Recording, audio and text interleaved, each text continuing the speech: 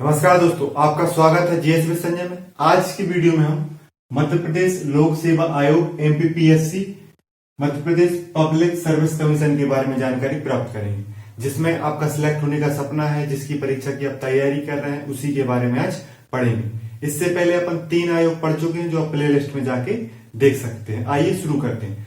देखो, पढ़ने का तरीका अपना वही रहेगा कि सबसे पहले अपन पढ़ेंगे कि गठन कब हुआ। आज के इस वीडियो में हम संवैधानिक प्रावधान भी देखेंगे जो एमपीपीएससी से जुड़े हुए हैं। एमपीपीएससी की फिर संरचना देखेंगे, फिर एमपीपीएससी के महत्वपूर्ण कार्य क्या है वो देखेंगे, और एमपीपीएससी से जुड़े महत्वपूर्ण बिंदु देखेंगे जो एमपीपीएससी 2020 के एग्जाम में महत्वपूर्ण हो सकते हैं।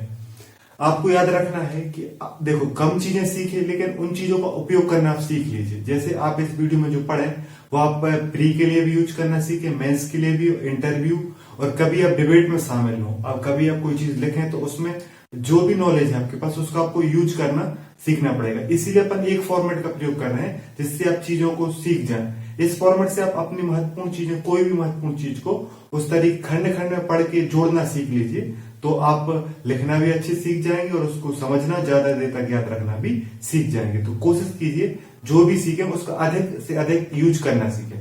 लिखने में यूज करना सीखें, बोलने में यूज करना सीखें, कोई एग्जाम दे उसमें सीखें, और अगर इंटरव्यू में पूछा जाता है आपसे तो उसमें भी आप अपने ज्ञान को यूज करना सीखें। जो आपको पता है उसको यूज करना सीख लीजिए, तो आप ज्यादा योग्य हो जाएंगे परीक्षा को पास करने में, और जीवन को सरल ही बना लेंगे। क्योंकि जब अपन चीजें सीखते हैं, उसको सीखने के बाद उसका यूज करना ही महत्वपूर्ण होता है। तो आइए शुरू करते हैं। सबसे पहले अपन जानते हैं कि एमपीपीएससी का गठन कब हुआ और इससे जुड़े संवैधानिक प्रावधान क्या है। तो एमपीपीएससी एक संवैधानिक संस्था है। एमपीपीएससी क्या है? एक संवैधानिक संस्था है। देखो, जितने भी पीएससी हैं भारत में, मतलब कि जो स्टेट पीएससी है या यूपीएससी है, मतलब वो ऐसी संस्था है, संवैधानिक संस्था है, जिन्हें संविधान में जिनका उल्लेख किया गया है, जिनके कार्य, जिनकी शक्ति, जिनकी स्वतंत्रता आदि संविधान से प्राप्त होती है, उसे संवैधानिक संस्था कहते हैं। और इनकी जो शक्ति, इनके जो कार्य होते हैं वो अच्छे होते हैं। तो एमपीपीएससी का वर्णन भाग 14 में 315 से लेकर 323 अनुच्छेद तक दिया गया है। और एमपीपीएससी का गठन कब हुआ था? 1 नवंबर 1956 को। इसी तारीख को मध्य प्रदेश का भी गठन हुआ था, तो इसीलिए एमपीपीएससी का गठन भी 1 नवंबर 1956 को हुआ। और एमपीपीएससी का कार्यालय कहाँ है? मध्य प्रदेश लोक सेवा आयोग का कार्यालय इंदौर में है। कहाँ पे है? इंदौर शहर में एमपीपीएससी का कार्यालय है। आपको याद रखना है कि जो ये संवैधानिक प्रावधान है भाग 14 और 315 से लेकर 323, ये किसी भी यूपीएससी हो या कोई भी लोक सेवा आयोग हो, चाहे वो यूपीएससी हो, चाहे वो एमपी का हो, चाहे बिहार का हो, या मध्य प्रदेश का हो, या देश के किसी भी राज्य का पीएससी लोक सेवा आयोग, मतलब जो लोक सेवा आयोग चाहे वो किसी भी राज्य का हो, चाहे वो केंद्र सरकार वाला यूपीएससी हो, उन सारी की जो उल्लेख है वो संविधान में भाग 14 में ही किया गया है। और सभी के लिए 315 से लेकर 323 अनुच्छेद महत्वपूर्ण है। इन्हीं में सारे राज्यों के बारे में जानकारी दी है, क्योंकि संविधान में ऐसा लिखा है कि प्रत्येक राज्य के लिए एक लोक सेवा आयोग होगा। उसमें किसी राज्य का उल्लेख नहीं किया, उन्होंने क्या कहा? प्रत्येक राज्य के लिए एक लोक सेवा आयोग होगा। जो संवैधानिक प्रावधान में जो अनुच्छेद 15 है वो कहता है संघ व राज्यों के लिए लोक सेवा आयोग होगा। इसका तात्पर्य यह है कि जैसे छत्तीसगढ़ बना था, मध्य प्रदेश अलग हो गए, तो उसके लिए भी एक लोक सेवा आयोग बनाया गया। तेलंगाना अलग हुआ तो उसके लिए भी एक लोक सेवा आयोग बनाया गया। जब भी जो नया राज्य बनता है तो उसके लिए एक संवैधानिक संस्था के रूप में लोक सेवा आयोग बनाया जाता है। मतलब कि 315 से लेकर 323 तक हर राज्य के लोक सेवा आयोग के बारे में और संघ लोक सेवा आयोग यूपीएससी के बारे में जानकारी दी गई। इसका मतलब ये नहीं सोचना कि सिर्फ एमपीपीएससी की जानकारी इन अनुच्छेद भाग में दी गई। सारे राज्यों के लोक सेवा आयोग की जानकारी आपको भाग 14 में ही मिलेगी और 315 से लेकर 323 तक अनुच्छेद में ही मिलेगी। ये बात आपको याद रखनी, क्योंकि संविधान में सभी के लिए बातें लिखी गई है, ना कि किसी एक राज्य के लिए। तो अब अपन आपसे पूछा जाए कि किस अनुच्छेद के तहत मध्य प्रदेश लोक सेवा आयोग की स्थापना की गई, तो अनुच्छेद 315 के तहत, क्योंकि इसमें लिखा है संघ व राज्यों के लिए लोक सेवा आयोग का गठन किया जाएगा। 316 कहता है, अनुच्छेद 316 कहता है संविधान का कि सदस्यों की नियुक्ति किस प्रकार होगी और सदस्यों का कार्यकाल क्या होगा। इसका मतलब अगर अपन इसको मध्य प्रदेश से जोड़ें तो 316 में बताया गया कि मध्य प्रदेश की जो लोक सेवा आयोग के सदस्य उनकी नियुक्ति कैसे होगी और उनका कार्यकाल क्या होगा। 317 कहता है कि आयोग के सदस्यों की बर्खास्तगी और निलंबन कैसे किया जाएगा। मतलब जो 317 है, अनुच्छेद 317 है, वो ये कहता है कि कैसे आयोग के सदस्यों को बर्खास्त किया जा सकता है, निलंबित किया जा सकता है या उन्हें हटाया जा सकता है 317 में। 320 कहता है, 320 अनुच्छेद कहता है कि लोक सेवा आयोग के कार्य क्या होंगे। जो अपन को मध्य प्रदेश लोक सेवा आयोग के जो कार्य पढ़ने हैं, वो कार्य कहां पे दिए गए, अनुच्छेद 320 बताता है कि लोक सेवा आयोग को कार्य कैसे करना है, कौन सा कार्य करना है, कार्य करने का तरीका क्या होगा। तो ये अनुच्छेद 320 में बताया गया। 323 अनुच्छेद बताता है लोक सेवा आयोग के प्रतिवेदन क्या है, कि जो साल भर में जो कार्य करते हैं लोक सेवा आयोग। अपन उदाहरण के तौर पर देखें, मध्य प्रदेश लोक सेवा आयोग जो साल भर में अपना कार्य करता है, वो अपना प्रतिवेदन कैसे देता है, राज्यपाल को देता है। किसे देता है, राज्यपाल को। फिर राज्यपालों से कहां प्रस्तुत करता है, विधानसभा। तो इसी प्रकार अगर अपन यूपीएससी की बात अपन ने की थी पिछले वीडियो में, तो 323 के तहत यूपीएससी किसे देता है प्रतिवेदन, राष्ट्रपति को देता है, क्योंकि वो केंद्र से जुड़ा है तो राष्ट्रपति को देगा, ये राज्य से जुड़ा है तो ये राज्यपाल को देता है। आपसे पूछा जाए कि उत्तर प्रदेश लोक सेवा आयोग किसे देगा प्रतिवेदन, तो राज्य को देगा। किस अनुच्छेद के तहत देगा, तो 323 के तहत। इसी के तहत मध्य प्रदेश भारत के प्रत्येक राज्य जहां पर लोक सेवा आयोग है, उसके प्रतिवेदन राज्यपाल को दिए जाएंगे। और किस अनुच्छेद के द्वारा दिए जाएंगे, 323, ये संविधान में लिखा गया है।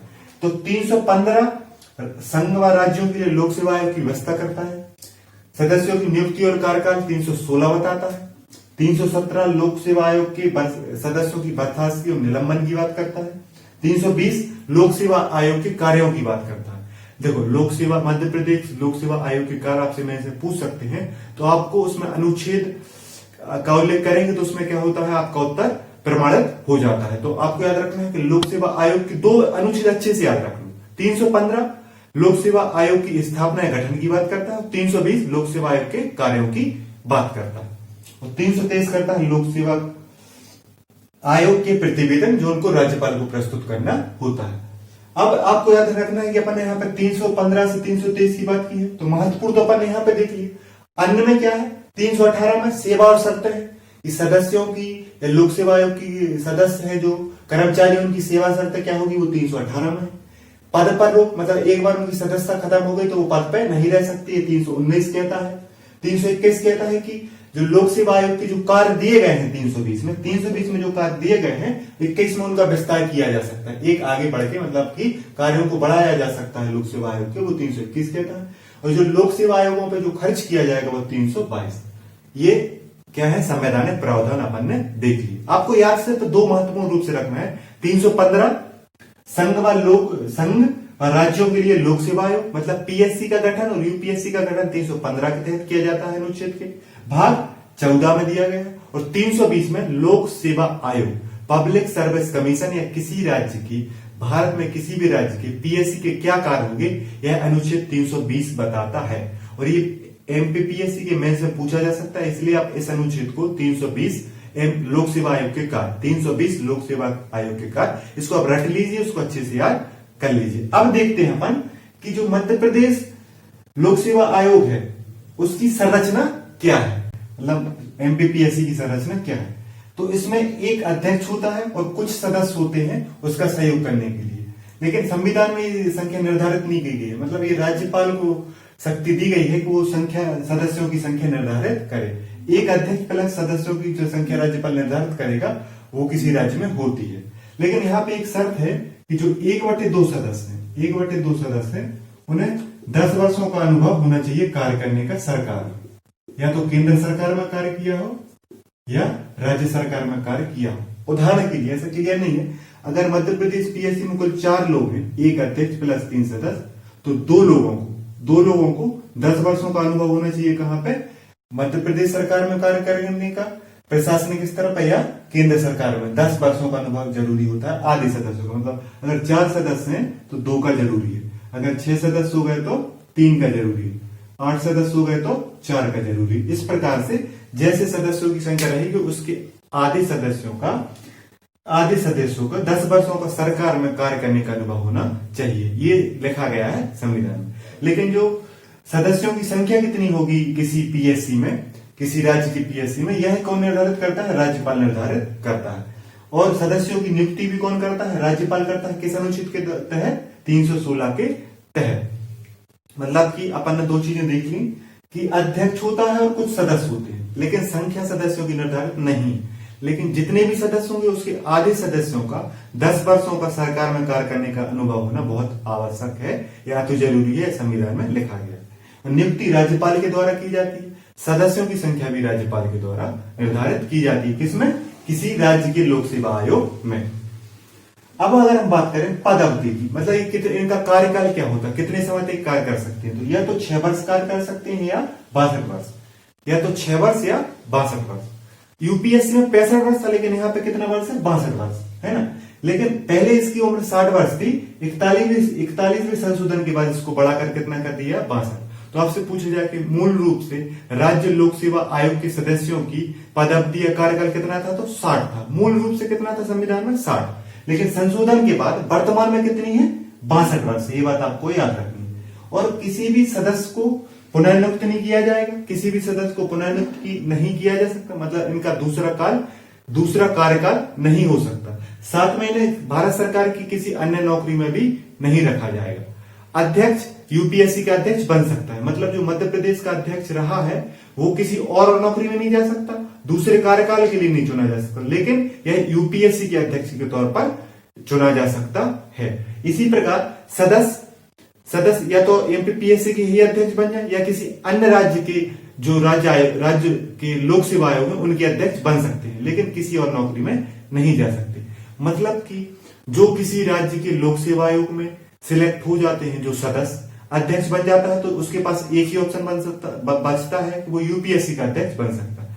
लेकिन सदस्यों के पास 2 ऑप्शन बचते हैं, उनको कोई और नौकरी नहीं दी जाएगी, ना उनका कार्यकाल दोबारा से शुरू किया जाएगा, सिर्फ एक ही ऑप्शन बचता है। सदस्यों के पास 2 ऑप्शन बचते हैं, या तो वो मध्य प्रदेश पीएससी के अध्यक्ष बन जाए या वो किसी अन्य राज्य के पीएससी के अध्यक्ष बन जाए। तो सदस्यों के पास ऑप्शन क्या है? अध्यक्ष बनने का, और अध्यक्ष के पास ऑप्शन क्या है? यूपीएससी के अध्यक्ष बनने का। इतनी बात आपको याद रखनी है। इनको दूसरा कार्यकाल नहीं दिया जाता, साथ में कोई अन्य नौकरी भारत सरकार में इनको या राज्य सरकार में नहीं दी जाती।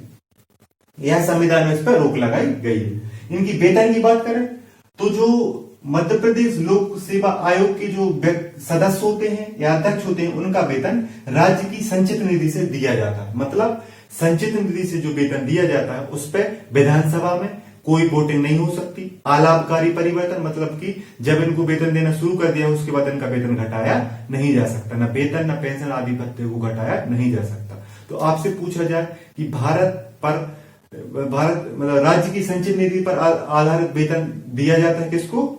लोक सेवा आयोग को। तो ये सही बात है। इसके बाद अगर पद से हटाने की बात करें तो यहाँ पे एक ट्विस्ट है कि जो राज्य लोक सेवा आयोग के जो सदस्य होते हैं, मध्य प्रदेश लोक सेवा आयोग के जो सदस्य होंगे उनको राज्यपाल नहीं हटाएगा। नियुक्त तो राज्यपाल करेगा, लेकिन हटाएगा कौन? राष्ट्रपति। मतलब इसके सदस्यों को, अध्यक्ष को हटाता कौन है? राष्ट्रपति।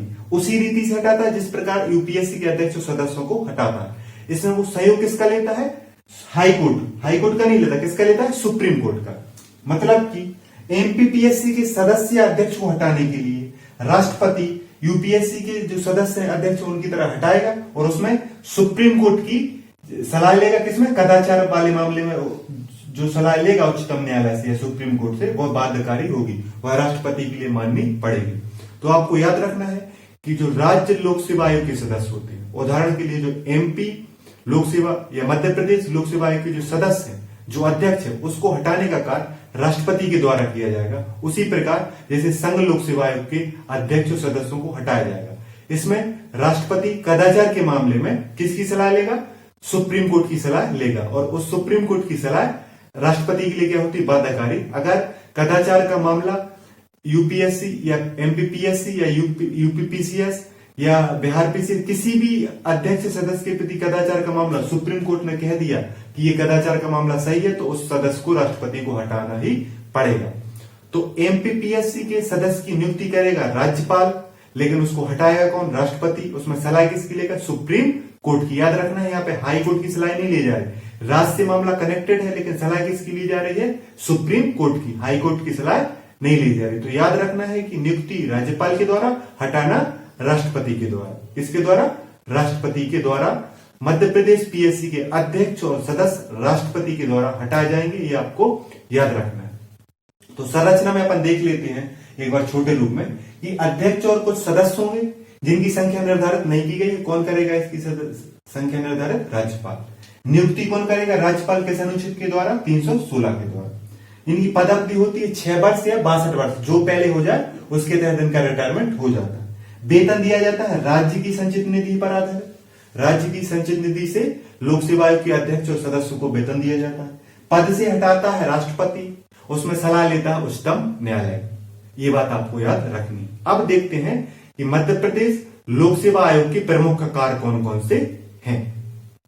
अब मध्य प्रदेश लोक सेवा आयोग के महत्वपूर्ण कार्य क्या है, मतलब एमपीपीएससी के महत्वपूर्ण कार्य क्या है। एमपीपीएससी का गठन किया गया 315 के तहत, तो उसका कार्य क्या दिया गया संविधान में, लोक सेवा आयोग को कार्य क्या दिया है उसके बारे में जान लेते हैं। यह क्वेश्चन कि मध्य प्रदेश लोक सेवा आयोग के कार्य क्या है आपके मेंस में पूछा जा सकता है, तो आपको ध्यान से समझना है।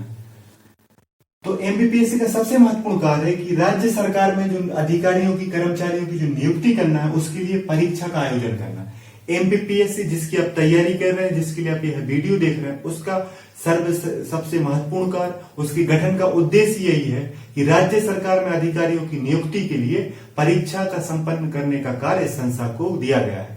किसी भी राज्य की लोक सेवा आयोग का गठन ही किया जाता है, उसमें उस राज्य सरकार के लिए नियुक्ति के लिए परीक्षा का आयोजित करना। अधिकारियों की नियुक्ति के लिए जो परीक्षा आयोजित करती है वो उसमें राज्य लोक सेवा आयोग की महत्वपूर्ण भूमिका होती है। तो इसका सबसे महत्वपूर्ण कार्य है राज्य सरकार में नियुक्ति के लिए परीक्षा को आयोजित करना। तो इस परीक्षा का जो लोक सेवा आयोग के अधिकारियों के चयन के लिए, नियुक्ति के लिए जो परीक्षा होती है अधिकारियों के लिए, उस परीक्षा का पाठ्यक्रम राज्य लोक सेवा आयोग तय करती है। उसके नियम क्या होंगे, उसका पेपर कैसे लिया जाएगा, उसको तय करना भी राज्य लोक सेवा की भूमिका होती है, उसमें यह जिम्मेदारी होती है। साथ में परीक्षा के पाठ्यक्रम में कोई संशोधन करना है, कोई सुधार करना है, तो वो भी कौन करता है? राज्य लोक सेवा आयोग करता है। तो मध्य प्रदेश की परीक्षा में जैसे इस बार नए पाठ्यक्रम के तहत परीक्षा होनी, तो पाठ्यक्रम किसने तय किया है? मध्य प्रदेश लोक सेवा आयोग ने, जिसका कार्यालय इंदौर में है, जिसकी स्थापना 1 नवंबर 1956 को हुई थी, जिसका कार्य राज्य सरकार की नियुक्ति के लिए परीक्षा आयोजित करना है, उसने परीक्षा का पाठ्यक्रम में सुधार किया या संशोधन किया। उसी के तहत 2020 एमपीपीएससी की परीक्षा आयोजित होगी। तो परीक्षा का पाठ्यक्रम, परीक्षा के लिए नियम आदि तय करना भी लोक सेवा आयोग का कार्य होता है। एक सेवा से दूसरी सेवा में किसी अधिकारी का ट्रांसफर करना, हस्तांतरण करना भी, यह मामला भी कौन देखता है? राज्य लोक सेवा आयोग देखता है। जैसे वन विभाग के अधिकारी को जैसे सचिवालय भेजना, या किसी की पदोन्नति करना, या एक सेवा से दूसरी सेवा में भेजना, या कोई अधिकारी का जो केंद्र में भेजा जा सकता है। तो इस प्रकार की जो एक सेवा से दूसरी सेवा में जो भेजने का जो ट्रांसफर का मामला होता है, वह भी लोक सेवा आयोग देखता है। तो मध्य प्रदेश में किसी भी अधिकारी को एक सेवा से दूसरी सेवा में भेजा जाएगा, तो वह कार्य मध्य प्रदेश लोक सेवा आयोग द्वारा किया जाएगा। यह भी एमपीपीएससी का कार्य है। इसके बाद अधिकारियों की पदोन्नति करना और उनसे जुड़े अनुशासनात्मक कार्य, मतलब कि सेवा शर्तें क्या है, कार्य करते समय किस प्रकार से अनुशासन में रहना चाहिए, अगर कोई गलती हो गई तो उस पर किस प्रकार से कार्यवाही की जाएगी, उस गलती की भरपाई कैसे की जाएगी, इस सभी चीजों का मामला है। इस चीज को डिसाइड कौन करता है? राज्य लोक सेवा आयोग डिसाइड करता है। तो मध्य प्रदेश में किसी अधिकारी की पदोन्नति करना है, प्रमोशन देना है, या किसी अधिकारी पर अनुशासनात्मक कार्यवाही करना है, तो उसकी जिम्मेदारी मध्य प्रदेश लोक सेवा आयोग की होती है। यह इसका महत्वपूर्ण कार्य है। तो पदोन्नति का कार्य और अनुशासनात्मक कार्यवाही का कार्य भी राज्य लोक सेवा आयोग मध्य प्रदेश देखती है। इसके बाद प्रतिवर्ष राज्यपाल को प्रतिवेदन प्रस्तुत करना, मतलब एक वर्ष में मध्य प्रदेश लोक सेवा आयोग ने क्या कार्य किया, किस प्रकार से अपनी चीजों को परिवर्तित किया, क्या उसमें सुधार किए, एक वर्ष का लेखा जोखा जो होता है प्रतिवेदन के रूप में वह राज्यपाल के सामने प्रस्तुत करती है। यह अनुच्छेद 323 के तहत किया जाता है, जो अपन ने सबसे पहले वीडियो में देखा था। तो 323 के तहत राज्यपाल को राज्य लोक सेवा आयोग प्रतिवेदन प्रस्तुत करती है प्रतिवर्ष। और जो राज्यपाल को ये प्रतिवेदन प्राप्त होता है वो कहां पर रखता है? विधानसभा में। तो अपन ने इसको क्या समझा था कि सबसे पहले राज्यपाल को प्रतिवेदन, ये जो पीएससी है, पीएससी प्रतिवेदन देगी राज्यपाल को, और राज्यपाल इसको कहां पर रखेगा? विधानसभा में रखेगा। आपको फंसाने के लिए कभी कभी क्वेश्चन दे सकते हैं वो कि जो एमपीपीएससी का प्रतिवेदन कैसे प्रस्तुत करते हैं, तो एमपीपीएससी अपना प्रतिवेदन राज्यपाल को देती है और विधानसभा में कौन रखता है, राज्यपाल रखता है। राज्यपाल की जिम्मेदारी होती है कि राज्य लोक सेवा आयोग के प्रतिवेदन को विधानसभा तक पहुंचाए। यह अनुच्छेद 323 के तहत ऐसा किया जाता है। और राज्य सरकार को राज्य लोक सेवा आयोग सुझाव भी दे सकती है, जो सलाहकारी प्रवृत्ति के होते हैं। मतलब सरकार किसी मामले में राज्य लोक सेवा आयोग से सलाह मांग सकती है। उसको मानना जरूरी नहीं है, सरकार माने तो उस सलाह को माने, उस सुझाव को माने, नहीं चाहे तो नहीं माने, बाध्यकारी नहीं है, सिर्फ सलाह के रूप में है। सरकार के जैसे नई कोई परीक्षा एजेंसी खोलना चाहती है तो उसके लिए क्या है कि इसके पास परीक्षा का अच्छा अनुभव है, इसके पास अच्छी व्यवस्था है, अच्छी मशीनरी है, तो यह क्या करेगी, सरकार को सलाह देगी कि आप इस फॉर्मेट में उस संस्था का क्या कीजिए, गठन कीजिए। सरकार चाहे तो उस सलाह को मान ले, सरकार चाहे तो ना माने। तो यही क्या है एमपीपीएससी के कार्य, परीक्षा को आयोजित करना, पाठ्यक्रम तय करना, एक सेवा से दूसरी सेवा में हस्तांतरण करना, अधिकारियों की पदोन्नति और अनुशासनात्मक कार्रवाई को देखना, राज्यपाल को प्रति वर्ष प्रतिवेदन देना, साथ में सरकार को सुझाव देना, यही कार्य है।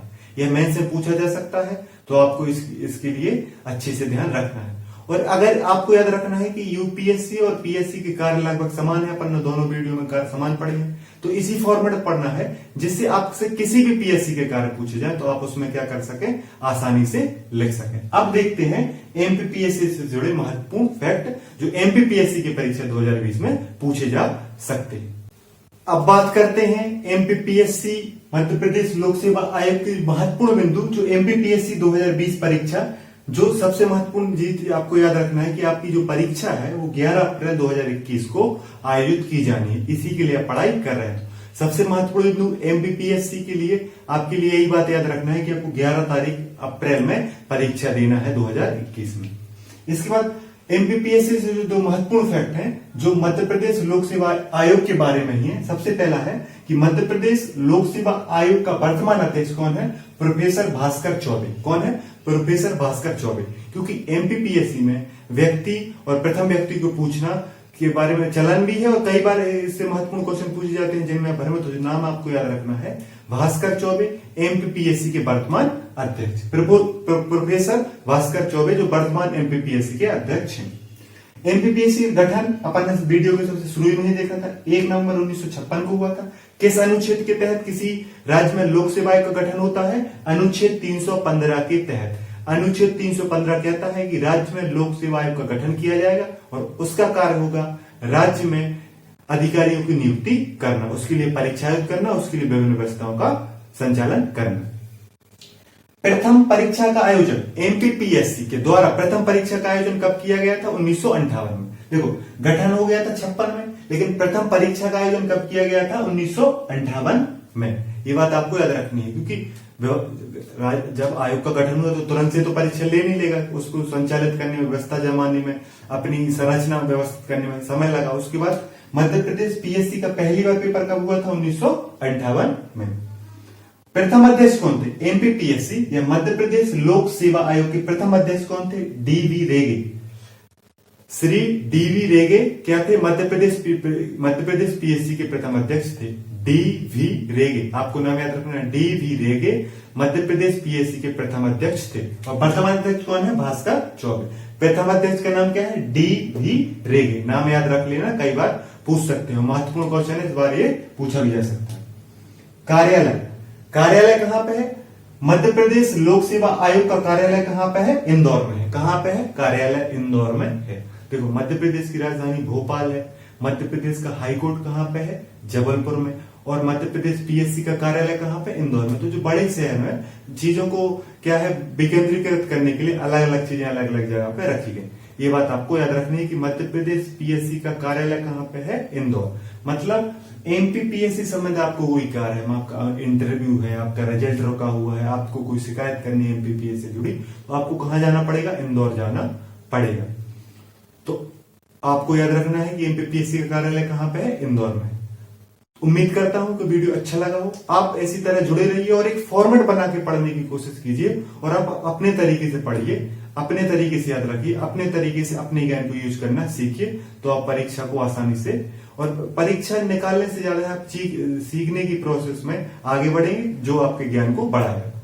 तो तो उम्मीद करता हूं वीडियो अच्छा लगा हो तो लाइक करें, शेयर करें और जुड़े रहें जीएस विद संजय के साथ। नमस्कार।